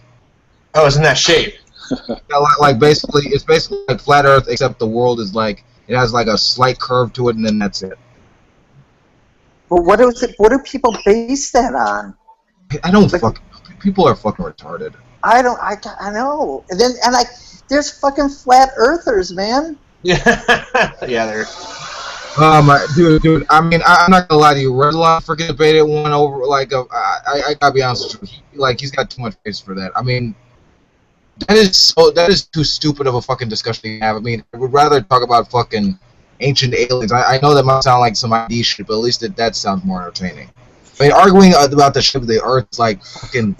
It's like our freaking antecedents are rolling over in fucking graves right now. Like our fucking descendants are still arguing the same stupid shit that we're arguing about. It's 2015, man. I know. We have GPS. What is it? It would be the greatest conspiracy of all time, with that involving literally anybody, pilots, navigators, map makers, anybody. NASA. NASA and everything. Education. Our countries all around the world. Frickin' makes G-Man look like Isaac fucking Newton, or like. It does. It really does. G-Man. It's fucked up. I mean, ever since motherfucker left, it's like there's been a contest being held. Like, so you get stupid, or how stupid are you? Man, I'm so stupid. Fucking objective truth demonstrates that with reality. And that guy IG, whatever his name is, IG Watch is an asshole. Oh my god, I'm blown. I'm stunned. I cannot stand that bitch's accents. Like he's Outer Owl is just Outer Owl too. You tell me. You know, without that, you know, how could you have morality? You tell me. I feel like taking that friggin' diploma and smacking him on the head with it. This is not real, you dumbass. Well, when Skylar's wife walked in and he goes, "Yeah, my wife's a bitch too." You know what? If he was in front of me, I would have grabbed him by the hair and told him to apologize. Yeah. I would have said, "How dare you? Who the fuck do you think you are, you motherfucker?" I was livid with him. Yeah, whatever. He's a little punk ass. He, you know, gotta talk shit because he's not smart enough to make a point. It's an internet thing. I mean, he's online, but he said it again, like later on, something like that, where he. Oh, JD's half daughter or whatever, stepdaughter. No. I think I heard like some shit about like I think he made like something about like a molestation comment. Yeah, he did about JD's daughter. It was about. Yeah, JD's I don't want to daughter. bring it up because JD didn't want to bring it up on his show. Yeah, so I don't want to like, you know. Well, how dare he? Like, I mean, that's just. You know what? And there's just fucked up people. I don't get it. I just don't get it. He made some comment. I meant like where he said something to the effect of, oh god, like he was more of a man than JD was in a sense because he can call his wife a bitch or something along. You know what I mean? Like not in those exact words, but something along those lines. It's just dumb. You're pussy, JD, because I gotta keep my lady in line. It's something stupid, kind of like that. I don't remember what it was from. I was just kind of like, dude, you're not married. Is he? No. I don't think he's married either. I think he's too young. Well, I think he's too young, to be honst. He sounds too young. If he is married, that wife's planning on killing him or leaving him, or probably cheating. Or she's very, very, very traditional in the sense of. Or she's a fucking blow-up doll. Whatever. Yeah, it's just fucked up. It's a fucked up thing to say under any circumstance. It's not funny. It's not constructive. It's not reflective of anything positive or had any relevance to the conversation. It was childish and it was just ridiculous. Yeah, it's beyond words. I mean, really. It is beyond words. You're right. even if you wanted to say something like that, the description, it was the words used were so descriptive. You know what I mean? Like, it's one thing to say, hey, how would you feel if I did X to your X or whatever, but there was a little too much detail for my comfort zone. You know what I mean? Right. Fucking retard. That is one guy, and I'm glad JD blocked him, because our paths haven't crossed, but I can imagine me blocking him too. Yeah, you know what? I feel, yeah, he's more than justified in blocking that piece of shit.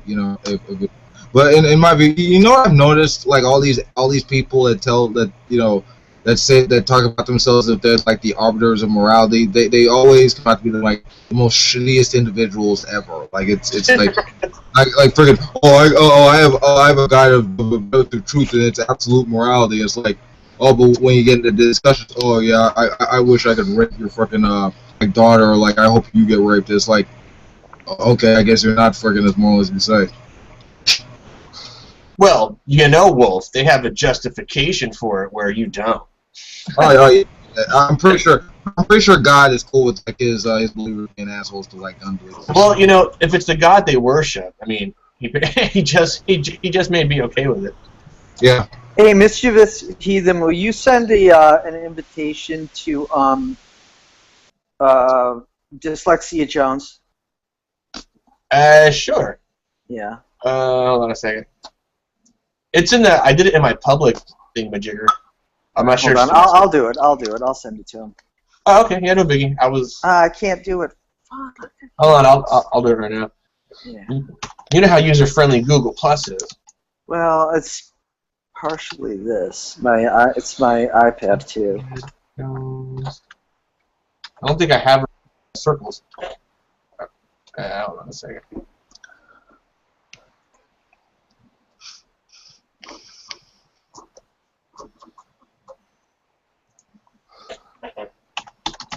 You guys can keep talking. It's all good. Hello? What's up? Hello. Hi there. Can you hear me? Hi. Yeah, who's this? We're good. This is GEB. You can How just are call me. you? Been there for a while. He hasn't said anything, though. I'm fine, thanks. Good. Well, I didn't say anything because this is the very first time for me ever. Oh, welcome. Oh! I'm Eric. Thanks. It's nice to meet you. Thanks. It's so nice to be here. Oh, good. Well, What welcome. did you choose a doozy of a room to come into? Yeah, we're just Yeah. we the three of us have been around doing this for a long time, so we sort of have war stories. Yeah. Yeah, I've seen a lot of discussions though already on YouTube. I follow a lot of them. Are you Belgian? No, I'm from Holland. Okay. I I was close. Yeah, you were. You're just south. How are things in Holland? Pretty Secular? nice. Very secular. You can't imagine how. Are you in astonished. Amsterdam? Yes, I'm from Amsterdam. Yeah. Yeah, I've been to Amsterdam. I loved it. Yeah, it's a very nice place to be. I stayed at Bob's Youth Hostel. Bob's Youth Hostel. All right. It may not still be there. I was there about 30 years ago. Wow. Yeah, no, I'm old. I'm very old, you guys. Eric was like, I was there the summer of '78. It could be. No, I was there in 1986. Oh, okay. All right. I don't know if you know BBG, but we have. I don't know if you've heard before, but there's two other. Well, there's three of us total that do this show as regulars every week. It's myself, Turtle, Run Gavig, I Run, and Fox. And I'm sorry, and Atheological Potato. Potato is from Denmark, Right. and Fox is from the UK. Okay. So, just throwing that out there because we. And you always do it at this time, and it's here about 9 o'clock in the evening. But I suppose it's early in the morning at your place. And Yeah, it's afternoon. Yeah, well, it's 11 o'clock where I'm at. When Where I start, are you? California. you must be in the, Okay. How can that be? 11 o'clock. BVG. I've also been to Groningen. Who's in California? Me. Oh, so am I. What's up? are you what part of California? Or Oakland. oh shit. Yeah, I'm from Southern California. Oh. But you are in California now. Oh yeah. It's 11 o'clock in the morning or in the afternoon. Well, now it's almost 1 o'clock. Yeah, it's like 12:47. Yeah, 12:48 now. Right. No wonder Wolf King's so hardcore, dude. He lives in fucking Oakland. Yeah, pretty much. Hey, BVG, did I say Groningen correctly? Yeah, you said you said it Groningen. Yeah, I had a friend that was in school there, so I visited. Right. It's very pretty there. Okay, yeah, well, I've never been there. Yeah, well, it's a college town. Yeah, it's a small college town. That's right. Yeah. BVG's like, don't put me in a hole, man.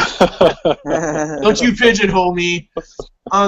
So, you know, I'm kind of honored this is your first room, but generally, if you get a chance, you know, not that it's a cheap promotion or anything, but our show lies somewhere between an intellectual show and somewhere in between a show called Talking Shit Tuesday.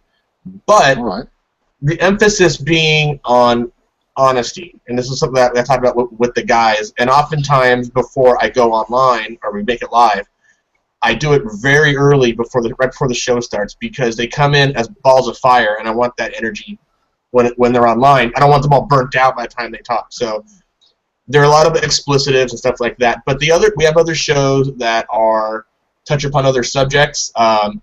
We do have a series that Gavagai does. He hasn't got to do it in a while, called Fucked Up Bible Stories, where he has a PowerPoint and he goes over stuff. So some of the stuff is lends to a little more intellectual.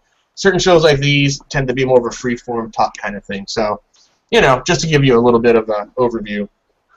All right, and those are different channels, or it's all on this channel? No, it's all Heretical Weekends. Right. Yeah, if you're on YouTube and you just search for Mischievous Heathen, which obviously me, all the shows are on there. So, just trying to bring you up to speed a little bit. And I try to keep the shows that are on 2 hours, so I'm probably going to close it up here soon. All right. Oh, really? I thought you just started. Oh, bummer. I started 11, so we've been going at it for about an hour and a half, I think, when you joined in. But, bummer. Yeah, it just depends on the, you know, it just depends. I mean, I think we're pretty much all out of topics, right? Let's see. Well, I wanted to talk about this with Mr. Repsion, that guy that said that he wanted to kill him. Wait, who wanted to kill who? That vegetarian, the vegan guy. I've heard of Mr. Repsion, but I don't know. Is he an atheist? Look at yeah, he is actually. He used to be a theist. Is a vegan guy like that, like a black guy or something? Yes. That's the okay. That's the guy. Well, look up the video. He did a video, I think, yesterday, where he said that he wished that he could kill him, and he pulled out a knife and he threatened him. Wait, kill who? Mr. Repsion. Wait, he literally he's in Canada. He literally they should call the police on him. This guy's fucked up. This guy's really fucked up. I remember seeing him on the Drunken Peasants. I did not know. Well, I mean, it was a recent thing, right? Yesterday, I think it was yesterday. Okay, yes. Mr. Repsion, this guy did a video of his grandfather having a stroke, dying of a stroke, and he wanted to do it to show what a bad diet does to you. Because his grandfather ate meat, and he's a vegan. He's fucked up. What's the name of the guy that threatened Mr. Repsion? Hold on, I'll look it up for you. The vegan, what? The vegan atheist? I don't think it may be. Fuck, I don't know. I mean, I'll find it. I didn't get a full opinion of the guy, but now that I hear about he's fucked up. He's fucked up. I mean, that's really assholes. I mean, I don't necessarily agree with everything. He did a video. He tried to post a video of his grandfather dying of a stroke. A live video, you mean? Yes. A live video. He didn't understand. Yes, he didn't understand what was wrong with it. He's messed up. He's really that messed up. Mr. Repson has a video called "Vegan Gains Exploits Death of Family to Push Veganism." Well, right. Now watch that video and then watch the next one where where Repsion says, I want you guys to see this so you're a witness to what this guy said. And he was like talking about how he wanted to slit his throat and watch the life go out of him. Wow. Yeah. That is that's some psycho shit right there. What? The life. He really did. He really said that. It's on the video. No. Yeah, that's fucked up shit. That's like some serial killer. It's and he's really a very twisted guy. I mean, I don't give a fuck. Like what? I mean, I think I wished. I think you don't say it. Yeah, I know. I've said some some mean shit to like a lot of people, but I never wished death on someone like that. Or that you wanted to be the person that killed them. I mean, that's it's really sick. He's very, very, very twisted, this guy. He's like militant vegan. He'd rather people die. It's messed up. It's very, very messed up. Yeah, I agree. Oh, okay. I think I'm kind of finding who it is. I think it's scary. Young black guy. Call of Duty right now. Right. Well, he's playing a war game, and he's talking about killing somebody, and he's complaining that Mr. Repsion called him a sociopath. It's like, dude, you're a fucking sociopath. Is this the video entitled "Who Am I Going to Kill"? Probably. He literally has the knife, I think. Hold on a second. Yeah. That's bonkers. It's very fucked up. It is very, very, very fucked up. This is kind of like, this seems to me evidence in a court case. You know what I mean? Where they're like, if however something happens in the future, not necessarily with Mr. Repsion or whatever, but when this guy goes berserk and like maybe guns down at 7-Eleven or something, it's like, yeah, let me show you this video he made. He's obviously disturbed. It's vegan games. Yeah, that's. Yeah, I didn't want to say his name, but no, only because he's promoting that kind of thing too. Like he has 38,000 views on this video, but he has 3,400 or almost 3,500 downvotes and 3,800 upvotes. Well, there's always going to be idiots that are going to, Why would you want someone else to be vegan enough that you would want? I mean, watch his videos, find out. I don't know. I don't want to even. I assumed that everybody was talking about this. No, I've never even heard of this guy. Yeah, well, I saw the first video, I think, day before yesterday. It's very messed up. Now I gotta watch it because honestly, this sounds like show topic material. I've only seen this vegan guy like this vegan games guy once, like when he was trying to make an argument against TJ for veganism, and basically, and he was actually the ironic part is he was actually talking about like sustaining like an individual's life, and it's really crazy to see that like that context go from there to taking someone else's life because they don't. If he's joking about this, it's really unacceptable. It's not funny. It's not acceptable. It's just really fucked up. Yeah, it really worries me that he's playing Call of Duty when he does this. Like someone like that. So someone literally just said like he could be reported to like the Canadian authorities, because if you're gonna fucking thrust like this, I mean you gotta, I think you need to be on a watch list. Yeah, I mean in America that's a terrorist threat, right? I don't know. I don't know what that's considered. When I was working I worked at a bar for about 7 years, and you know, it's one thing when somebody, you know, they can call you names and all that shit, but as soon as they say, I'm going to kick your ass or I'm going to fuck you up or something like that, you can have them arrested for terrorist threat. At least where I was. I mean, like, you know, like a freaking, I don't know, like a lightweight fucking, like, oh, I'm gonna kick your ass, right? Like, you know, I mean, you know, that's something, I mean, that's left off. But when you pull out a blade, you pull out a weapon, you know, I have tons of blades and martial arts weapons. When you fucking, I mean, I might show them to, like, my friend just to be cool, but if you literally do that to someone else and say, like, I'm gonna slit your throat, yeah, that's a legitimate death threat. I mean, they don't know if you're actually gonna act on that or whatever. And if that's the case, then you do need to be checked into, like, with the cops and thing, just for the sake of the other person's safety.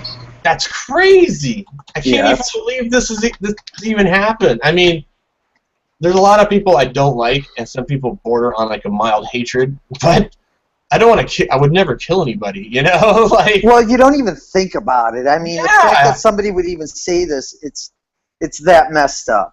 It doesn't even enter into my thought process. I know. Well, that's because you've got normal, you know, awareness of. It's just fucked up.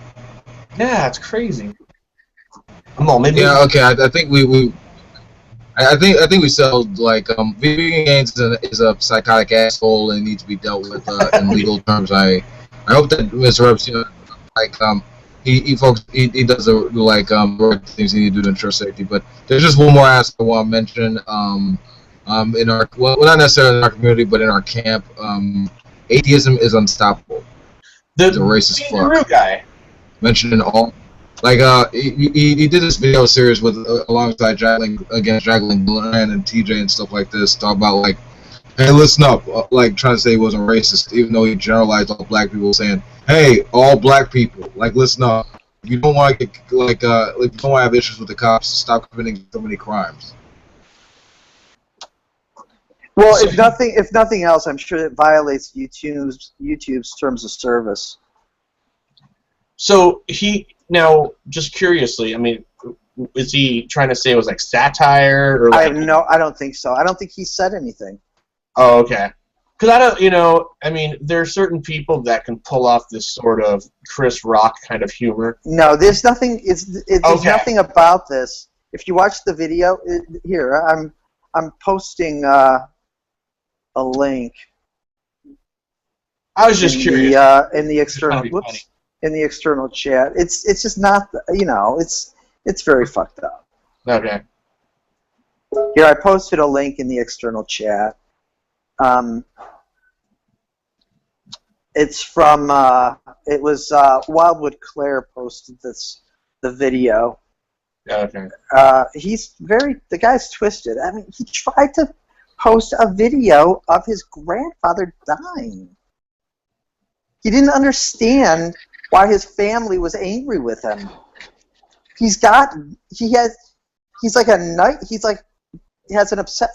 shows knives. I don't know. I think he has an obsession, but I could be totally wrong. I mean, I could be like totally making weird, wrong assumptions. I have a shitload of knives that I freaking either collect or carry around with me you could say kind of somewhat on a daily basis. You know that those are deadly weapons, and you know you only pull them out unless, like, your life is threatened. If you're doing it to threaten someone else, then, you know, that's a problem. Well, if you're like, it's weird. It's like a certain things are fetishes, and weapons are sort of can be fetishized.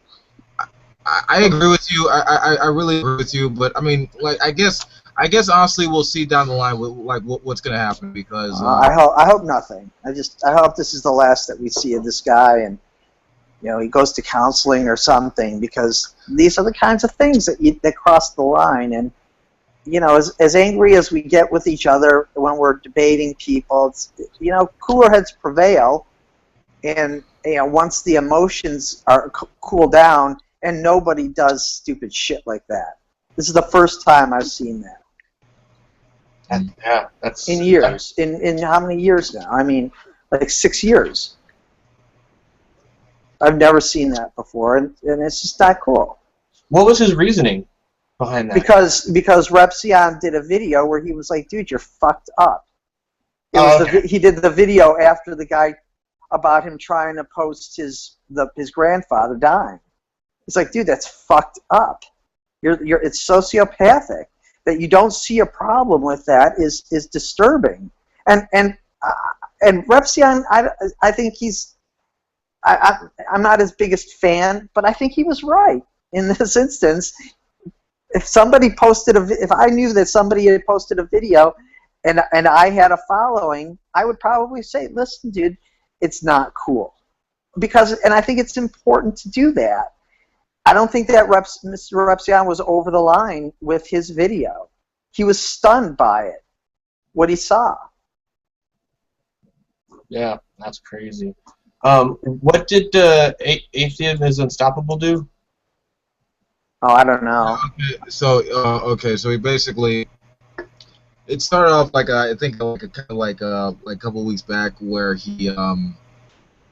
he basically said, he was talking to Jacqueline Glenn, right? He was making a response to Jacqueline Glenn, basically saying, and he generalized all black people by saying, and I'm not even bullshit about this.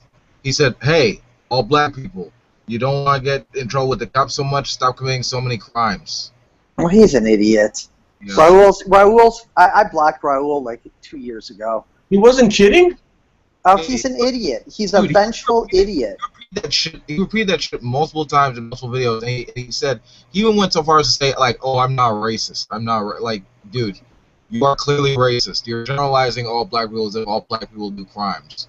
Like, I don't fucking, I mean, I might smoke, bro, but like, I live in Cali. That's not, you know, I mean, that I don't. That's a victimless crime. I don't think I'm like a horrible fucking hard criminal because I do that. Like, I mean, I think you're kind of talking shit. You are a racist." He can't be criticized and accept it. He can't hear anything negative. He's very self-important. Like, he'll talk about how he thinks he's like he thinks he's like deserves to be like seen as if he's on like a pedestal, and he doesn't. He's an asshole. He's not a good person. There's a lot of good people. He's not one of them. Yeah, like, well, our group is not perfect. You're gonna find some assholes a little bit everywhere. Yeah. All right. Yeah. I am one of them sometimes. I understand that. He has a pretty big following, doesn't he? No. At best, you're a hothead. Like, Atheist Unstoppable is an asshole. Well, yeah, he's pretty despicable. That's why I blocked him, because now that I use my real name, it's like, dude, I don't need you. He'll go after people like that. He's really fucking. Yeah, the son of a bitch even freaking Dr. Up Creationist Cat, which was a big move. Oh God. Yeah. I mean, he's a child. He's really a child. If you ever see him on a video himself, he thinks he is the pinnacle of atheism, as if that would be a good thing. Dude, just fucking be a person and contribute and partake and enjoy. He takes it so seriously, it's ridiculous. It's kind of a bummer because you never want to think like someone that, you know, I mean, not splitting sides, but that's often kind of how it's split up in a way, but that would be that way, you know, because when I hear something like that, that's why I just wanted to make sure that it wasn't satire or he wasn't kidding, because, you know, like, maybe he didn't have the foresight and he thought it was in a situation where he can, like, be too comfortable with the jokes, you know, but just being someone's hangout. Oh, you're talking about the vegan guy? No, I'm talking about the Atheism is Unstoppable guy. Oh, yeah. No, he takes it very seriously. He's way too seriously. Wow. He can't laugh at himself at all. He's really, that's why I don't even bother. You know, there's people like Brett Keane. There's people, you know, there's Richard Coughlin. Richard Coughlin takes it seriously, but he'll laugh at himself. You know, he's not. He'll laugh at himself. With Raul, he doesn't. He's. Oh, is that his name? Yeah, it's Raul. I shouldn't even have said that, but whatever. I don't even know. I have like no idea who. I think I've seen a couple of his videos, but it was such a long time ago. He pops up on my Google every now and then, but. And he's got like 10 stock accounts too. Oh, does he really? Oh man. Yeah, he does. He's one of those just exactly. It's like, dude. He gets so bitter. The first thing, if you say anything that he doesn't like, he gets so bitter and goes on the attack. It is unbelievable. Wow. Yeah. Yeah, it's kind of. Dude, just chill. Yeah, that's a shame. It is a shame. I hate when just running across people like that in general, but I hate to have that feeling like, dude, you're making us look bad. Like I don't think he is, though. I don't think he is making anybody look bad, except himself. I really don't. I don't think people really pay attention. I don't think anybody makes anybody else look good or bad. I really don't think so. I think that should just be. I mean, what does that really? It's like to me. It's who cares? I just don't think it really has a really long-lasting impact. Lyrical Onion, I don't think that she makes other atheists look bad. That she's a conspiracy, junkie. Yeah, I haven't run across her stuff either, so unfortunately, yeah. Yeah, I call her all these people. Like I have over time. Over time it just happens. I try to keep it to a minimum, man, because I'll go crazy and I'll just be messaging all day. So. Well, I block the assholes. I just try not to waste my time because there's too many good people. There's too many people that I really respect and like. Joe Carter. Joe is one of the finest people that I know on or offline. On a personal level, he has helped me so much just by offering a perspective that I hadn't thought of and challenging me and in a way that allows me to challenge myself. He promotes contributing to people, and that really it makes a real impact. That's how we really make change. The internet is no place for learning. Well, you know what? I think the internet is a good place to learn about people and about how to challenge ourselves potentially under duress. I was joking, by the way. I hope you got that. I know that. I do know. But I thought I would take advantage of the opportunity to. That's the last thing I need if someone in comments, trying to argue with me about that. But we've been a little over 2 hours, so I'm going to close it up because I'm going to go eat lunch. What are you having? Right. Believe it or not, I'm going to have probably a sandwich, like a quinoa portobello patty sandwich. Will you do me a favor and will you email me like half of it?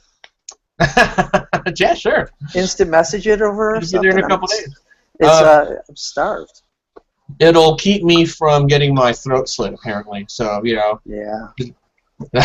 Yeah, you know what? I said a lot of bad things about a lot of people and sort of was complaining, and I sort of regret that because there's too many good people out there that really deserve the attention. I think that and the props, and I think it's really important to to discuss those people as well as those that piss us off. It's like when we open up a newspaper and we see all these bad stories, we forget that there's really good stories. Yeah, we just had this conversation at my work, and someone put the news on, and it was like a couple of shooting stories back to back, and people were like, "This is why I never watch the news." It's da-da-da-da. That kind of bums me out. So. Well, I'm glad that I got the link to participate because you guys really do a good job, and I really enjoy your show. And a couple weeks ago when I was on and I mentioned about Dreas with I think it was week before last, you guys really received it well.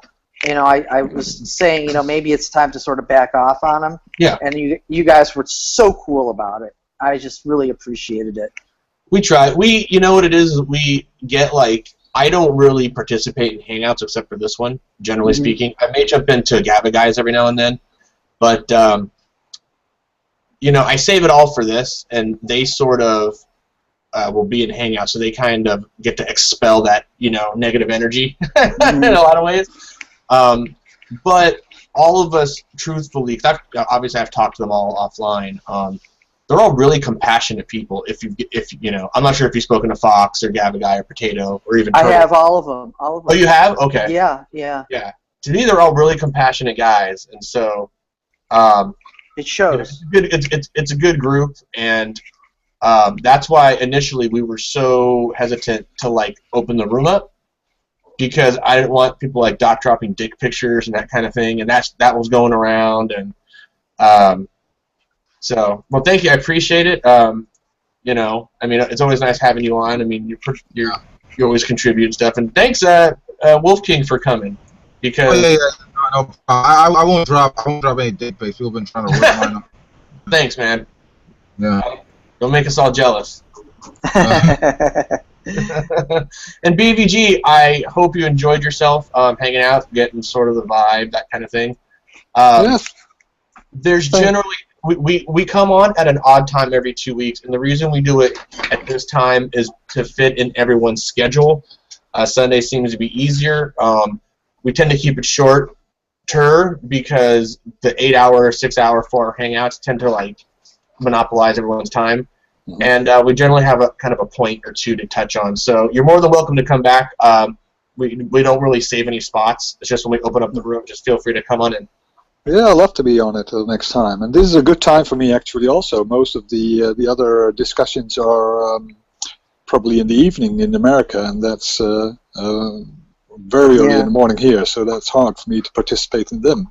But it is a very good time for me. And if you want to have a nice theme for the next for one of the next discussions, you might want to consider the European view on secularization in America, because we're really amazed about what's going on in America. I mean, we always saw America as a country which was leading in technology and all other kinds of areas, only to find out that 40% of the Americans still believe that the Earth is 6,000 years old. And now, for everybody that's following all the discussions on YouTube, we see that all these discussions about evolution and religion, to us it's really mind-boggling. I mean, we're really surprised that all these things are going on, because we have had those discussions also in Europe, obviously, but that was about 50 years ago. Well, you know what's something to keep in mind, BVG, is that it's GEB. It's GEB, like the icon. Okay, GEB or EGB. Yep. Well, it's in the major cities, I think it's probably a much higher percentage or lower percentage that take a religious approach. I think it's people that are a little bit more insulated. Yeah, the average overall America, I suppose. Right, so right. That's at least the numbers that we hear. Right, but I don't think it's an equal spread. No, obviously not. In Chicago, it's not that much. We have this thing called the Bible Belt. Yes, we've got it here also in Holland. Holland is a very, very small country, but we also have a very small Bible Belt. But percentually, it's much smaller, I think, than in America. The amount of people is much more less in relation to the whole population. So. Yeah, it's a mystery to me too, dude. It really is. We don't get it either, man. That's it's very unfortunate. But thanks for rubbing it in. Yeah, but it's fun though. It's really fun, and it makes you think a lot about a lot of issues also. I mean, you talked earlier about the presuppositionals, and you gotta give them. They did make the whole the atheist community aware of the fact that you need some kind of presupposition start in order not to get into a infinite loop of reasoning. That's something they established, though, and you can think about them what you want, but that's at least something that they managed to get through in the whole community, whether it's atheist or religious. So yeah, I think that was very interesting. Like the debate between Dillahunty and Matt Slick, last debate between Matt Dillahunty and Matt Slick, that showed it very clear that also Matt Dillahunty starts with some kind of presupposition. And you need that to get out of this infinite regress, this infinite loop of reasoning. And that I found that very interesting. I've been following this whole discussion about 4 years now, and I learned a lot from Me all too. of that. Me too. I've learned a huge amount. Yeah, there's been a lot, and you brought up a good point. And I heard a couple of other people say that it makes us aware of a lot of things that we probably didn't think about or maybe took for granted. However, they did do it in the most absurd way possible, but still, But that made it a lot of fun, also. If I could, very difficult. If I can get Potato and Fox in here at the same time, Potato is sort of like he's like our Frosty the Snowman. Like he just pops up once a year and then leaves. Like, woo, I'm here, and then like he'll take off for a while, But he's the closest thing to your location, and then of course Fox is in the UK. But I would totally do a show on that. I mean, generally speaking, when I talk to people that are from secular countries like that, they just go, "Yeah, that doesn't really happen here," and they kind of chuckle, and like, that's it. It doesn't happen here, I think Trey Jadlow is from Denmark, also, or Norway, isn't he? No, he's American. He's American. Oh, Yeah. right. I thought he was from here. Maybe he was born somewhere else, but he's been here a long time. All right. And thanks for reminding us of that too, by the way. Yeah, really. Yeah. Thanks for inviting me at the discussion, and I'll be looking forward to the next invitation. Oh yeah, no problem. Hey, when we open up the room, just link in, come on in. So, all right, everybody. I believe that's going to be our show. I'm going to go get something to eat. I don't know. I can't say what the rest of the guys are going to do. Thanks for showing up, and I'll. Machievous, one more thing. Let me ask you a question. You ever heard of your pretty faces going to hell? Wait, what? What? Like, you ever heard of that show, Your Pretty Faces Going to Hell? No. You should check that out. It's pretty funny. Oh, all right. I'll check it out. All right, guys. I'll see everyone later.